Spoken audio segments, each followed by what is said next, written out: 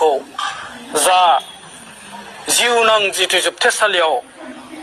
जोबथेनायनि जि माने भार्डिक्ट होबाय बे भार्डिक्टखौ सारा बर'फ्रा गोख्रों दुखु फोरमायनायजों लोगोसे जोंबो बिटिआर आरो BKWC नि बाहेराव थानाय जों सनितपुर आरो बिश्वनाथ डिस्ट्रिक्टनि जानानै जोङो दुखु फोरमायदों। दुखु फोरमायनायल' नङा, जों बर'फोरनि बर' दैदेनगिरिनि दानि थासारियाव लेथेर फिथेर जानानै गावजों गाव नासयलायनानै गावनि मुलाम्फाखौल' जि गावनि सार्थखौ फुरायनो थांनायखौ जों बाव नुनो मोनदों। खैसारि आरो मोनसे षड़यन्त्रजों बिथांखौ जोबथेनाय बायदि जों नुनो मोनो। मानो होनोबा बुहुमाव शान्ति एकर्ड होनना बुङोबा शान्तिनि सार्थआव जाय सहि खालामदों बे उदां अख्राङाव थानो मोननांगौ, जों बेखौ लुगैयो। मानोना जुदि सासे मानसिया सासे सुबुङा जुदि गमामायैनो एनडिएफबिनि जिथुनिखि गायसनगिरि आफादगिरि रन्जन दैमारिया जुदि बेखौ जुदि सिगाङाव लवार कर्टआ भार्डिक्ट होखानानै जुदि बेखौ लाइफ टाइम सेन्टेन्स होदोंबा गतिके बेखौ बख'नो नाङामोन। आरो बेखौ बख'ना लांनानै सिगनेटारिस खालामनानै आरो सोफिननायनि अर्थआ जादों जे बिथाङा गनो हाथावना मोनसे थासारियाव दंखायोमोन। सिगनेटारिसफ्रा दिनै हम मिनिस्टारजों रायज्लायनानै बिथांनि जिथुनाखि साजा होनाय बे साजाखौ सावरायफिननानै बिथांमोना बख'नायनि दिनै गोख्रों राहा लानांगौमोन। आरो जों सानो जुदि सिगनेटारिसफ्रा जुदि सान्तियानो सान्ति जायाखैब्ला दिनै बिथांमोना माबोरै सान्ति एकर्ड होनना गनायना लानो हाखो। बिथांमोना थांनानै आंनि खावलायनाय जोंनि खावलायनाया जाहैबाय जायफोर सिगनेटारिस दं बिथांमोना थाबैनो हम मिनिस्टारजों रायज्लायनानै बिथांखौ बख'नायनि बिथांनि साजाखौ आरो फिन बिजिरफिननानै दरखार जाबा आयेननि गेजेरजों बिजिरफिननानै राष्ट्रपतिनिसिम थांनानै बिथांखौ मोनसे समाधान होनानै उदां अख्राङाव थानो हानायनि बेबस्था खालामनांगौ। नङाब्ला बिथांमोना बुंनांगौ, जों सिगाङावनो बुंबाय थादों जिहेतुके जों बिटिआरआवबो हाबासै BKWC आवबो हाबासै, जोंखौ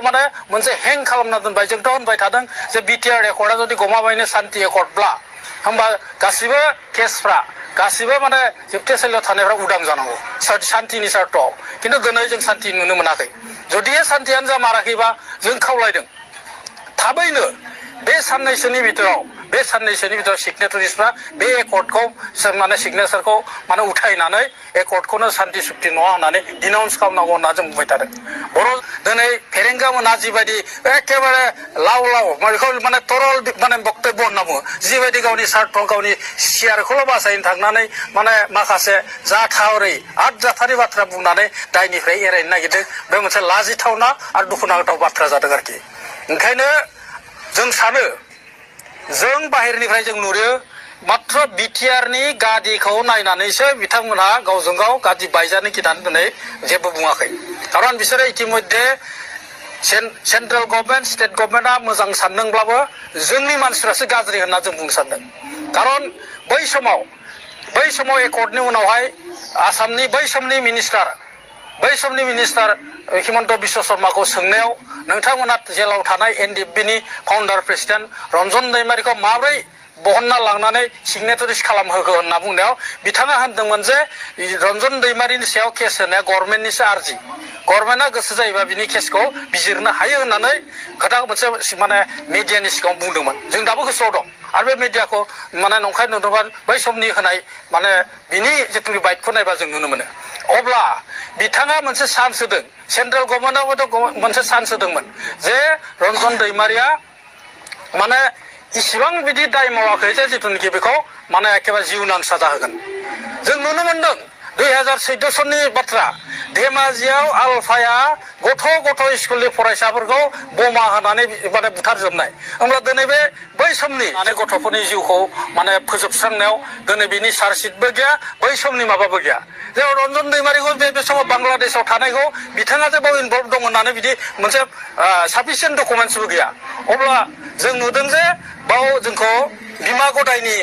मेगनजों जों नायनायखौ नुनो मोनदों। जोंनि सायाव बर'नि सायाव दिनै थार बिजिरनाय मोनाखै। बेनिखायनो जों खावलायनो गोजोन सुक्तिनि सार्थआव बेखौ नायबिजिरफिननानै बिथांखौ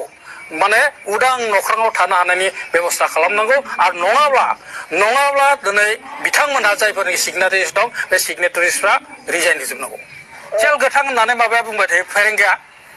गावसोरनो माबा सियाल गोथां। दिनै बुंनो थाङो जे बिटिआरनि चिफ प्रमद बर' मालाबा बेनो बिएससि पास होनो मालाबा एमएससि पास होनो नै दाखालि नमिनेसन होनायाव हाई सेकेन्डारि जेन्थेन साइन्स पास होननानै होमबा बे रोखोमनि शिक्षाजों बर' जाथिखौ माबोरै दैदेननो दिनै रन्जन दैमारिया मोनसे मोजां सोलोंथाइ लानानै मोनसे बर' जाथिखौ बड'फा उपेन्द्रनाथ ब्रह्मआ दिनै एमएससि एमए एलएलबि दिनै बेबो एमए एलएलबि बेबायदि माने पलिटिक्सनि खोथा मिथिग्रा आयेननि खोथा मिथिग्रा जाथिनि माने अलखदाव जाथिखौ रैखाथि होनो हानाय मोनसे रोंगौथि गोनां मानसि सोर दं दिनै राकेश ब्रह्म बायदि बोरमा सिखाव मानसिफ्रा जुदि इएम जानानै जुदि बिटिआरखौ सालायोबा अब्ला बेफोरनिफ्राय जों मा आसा खालामनो हायो दिनै प्रमद बर'आ मा रोंगौ प्रमद बर'आ थगायजादों आरो गावबो थगायजादों गावबो थगायसुला बेफारि दा जायनाखि बेफारि होनदों दा प्रमद बर' बायदि मानसि जेब्लासिम बर' माहारियाव थागोन अब्लासिम जोंनि जाथिया मोजां माने आवगायलांनाय नङा खारन रोंगौथियाबो जाथि मोनसे दैदेननायनि माखासे दिथाखौ दिन्थियो बेनिखायनो जुदिहाय रन्जन दैमारिया ओंखारबोयोब्ला उदां अख्राङाव थायोबा बिसोरनि गुन्दैयाथ' खोथा गैया बिसोरो थफ्ला लाना खारनांगोन जों उपेन्द्रनाथ ब्रह्मआ माने बड'लेण्डनि थाखाय आन्दलनखौ जागायजेनदोंमोन बै समावबोनो जोङो दानि एनडिएफबिनि फाउन्डार प्रेसिडेन्ट जाय जोबथेसालियाव दं बिथांखौबो जों फिजिकेलि लोगो हमनो हादोंमोन आरो सानैजों जों ज' रायलायहैदोंमोन आरो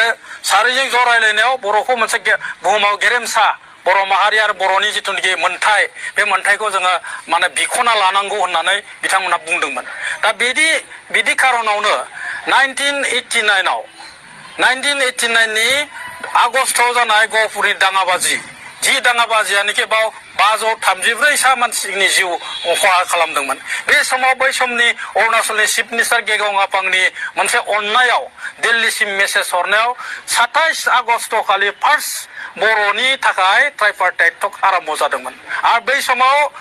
बै समनि गाहाय मन्त्रि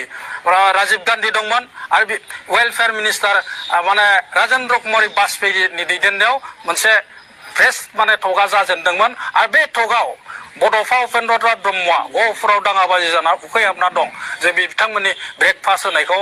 डिनाय खालामलायदोंमोन दा बेनिफ्रायनो जों बिएससि मोनदों बिएससि मोननायनि उनाव जों बिटिसि मोनदों बिटिसिनि उनाव बिटिआर मोनदों खिन्थु मोनसेबो एकर्डआव जोंनि सनितपुर आरो बिश्वनाथनि खुनु डेभेलपमेन्ट स्किमबो गैया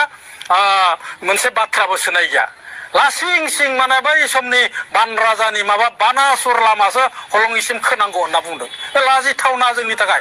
बिटिसिটো बेथ' बिटिसि सरकारটো बिटिसि কিন্তু অঞ্চলটোহে বিটিআর আগতে বিটিএ দি আছিল এতিয়া বিটিআর হৈছে होननानै बे प्रमद फान्थाया बुजिना बुजियाखै बिटिआर माने रिजन माने दखरासो बर'नि आं डिक्सनारियाव नायदों दा बे रिजन लायनो नर्थ इस्ट रिजन बा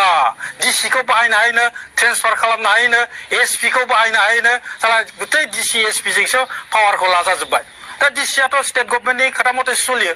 दा डिसि एसपि गासिबो माने माबा दा थार्ड ग्रेड फर्थ ग्रेडनि साख्रिखौबो होनो हायो अबस्था जाबाय आरो रिजनेल दा मोनसे खोथाखौ आं बुंनो सानो 8 सिडिउल जोंनि बर' भाषाया 8 सिडिउलाव बिटिसि एकर्डआव हाबबाय दा 8 सिडिउलनि अर्थआव मा दं 8 सिडिउलाव लिरनाय दं जे 8 सिडिउलाव थिसनजानाय मोनसे रावा रिजनेल लेंगुवेज थ' जुदि रिजन होनना बुंदोंबा रिजनेल लेंगुवेजआ रिजनाव सोलिनांगौ मानि बेलाय माने एस'सियेट जानांगौ बे आन्चलिक भाषा इन्डियान कनस्टिटिउसना जायखौ रिकगनाइज खालामबाय बे मोनसे ओनसोलनि एखेबारे अफिसियेल लेंगुवेज जानांगौ बे आयेनाव दं फरायना नायबानो जाबाय बे फरायना नायदोंना आं मिथियाखै खिन्थु माने फरायना नायदोंबा रिजनेल लेंगुवेजआ मोनसे रिजनाव सोलिनांगौ बर' दा जिथुनाखि बिटिआर बे बिटिआराव बे रावा सोलिनांगौ नाथाय दिनै थगायजानानै एस'सियेटसो जाबाय गथाय खम जेब्लानि एक्सपिरियेन्स जागोन जों बायदि अभिगता जागोन बिथांमोनाबो निस्सय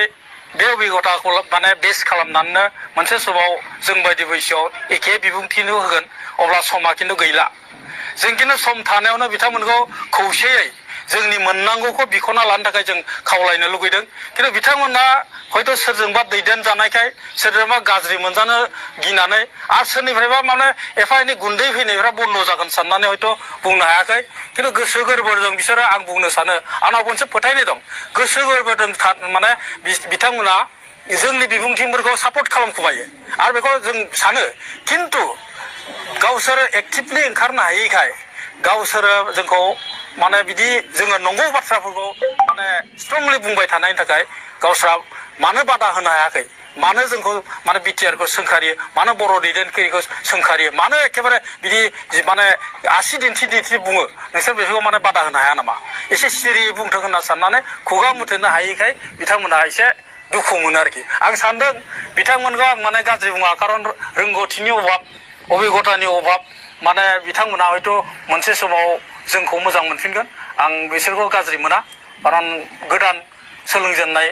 माने गतिके एरियानि सोमोन्दैबो बारा नलेज गैया बेनिखायनो बिदि जादों होननानै आं सानो आरोखि एसे जाबायब्ला